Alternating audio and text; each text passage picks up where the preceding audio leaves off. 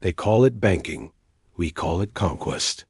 For over 2 centuries, one family has turned nations into debtors, wars into profit, and collapse into harvest. The Rothschilds, the bankers of kings, the financiers of empires, the architects of debt slavery. This is not myth. This is the architecture of control. And unless we awaken, it will remain our future. Act I, The Seed of Power. 1760s, Frankfurt. Meyer Amschel Rothschild begins as a coin dealer, but coins were only bait. He discovered the true power lay not in gold itself, but in controlling the flow of credit. He placed his 5 sons across Europe, Frankfurt, Vienna, Naples, Paris, London like chess pieces on a board. Together, they became the invisible hand behind monarchs and ministers. Their method was simple. Lend to governments, demand repayment with interest, and when nations defaulted, seize their assets. Land, infrastructure, sovereignty, all swallowed by debt. They did not conquer with armies. They conquered with contracts. Every bond signed was a chain. Every loan was a leash. Act 2. Waterloo. Panic as weapon. 1815. London. Cannons thunder at Waterloo, but Nathan Rothschild already holds the winning card. His spy network delivers news of Napoleon's defeat before any government courier. He spreads whispers of British loss, crashing the London Stock Exchange. Panic sweeps the markets. Investors sell everything. Nathan buys it all for pennies. When the truth emerges that Britain has won, the Rothschilds own the market. They seize control of the Bank of England. One battle decided Europe's fate. But the true victory was not on the field. It was in the market. The Rothschilds turned war into profit, panic into power. Act 3. The web expands throughout the 19th century. Rothschild banks finance railways, mines, and governments. But every project is a trap. Nations borrow, nations build, nations default. And with every default, the Rothschilds acquire land, industries, and influence. They become the silent partner in every empire, the creditor behind every throne. They do not need crowns.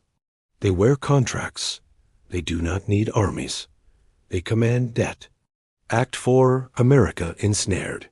1913. United States. Rothschild-linked agents help establish the Federal Reserve.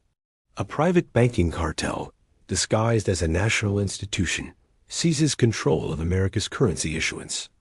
From that moment, every dollar is born in debt. Every recession, every boom, every collapse is engineered. The Rothschilds do not just fund wars. They build the machine that makes wars inevitable. Act 5. Modern Crimes 2025, Luxembourg. Edmund de Rothschild Bank, convicted of laundering billions stolen from Malaysia's sovereign wealth fund, the 1MDB scandal. Proof that the methods never changed. Siphon wealth, launder it through shadow networks, profit from collapse.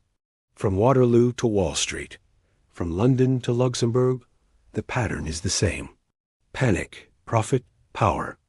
Act 6. The ritual of division fear is their lever. Pandemics, terrorism, economic collapse fear makes populations compliant. Empathy is their cloak. Charitable fronts and humanitarian campaigns disguise profit as compassion. Media is their echo chamber. Lies repeated become truth. Narratives fed daily until division feels natural. War is their ritual. Nations pitted against each other, while those above profit from both sides. Act 7. The trap we sleepwalked into. We believed central banks were national institutions. They are private cartels. We believed debt was natural. It is engineered enslavement. We believed media told us truth. It tells us only what serves power. We sleepwalked into a cage built of contracts, headlines, and fear, and the Rothschilds hold the keys. Act 8. Sovereign fire. This is not history. This is the present.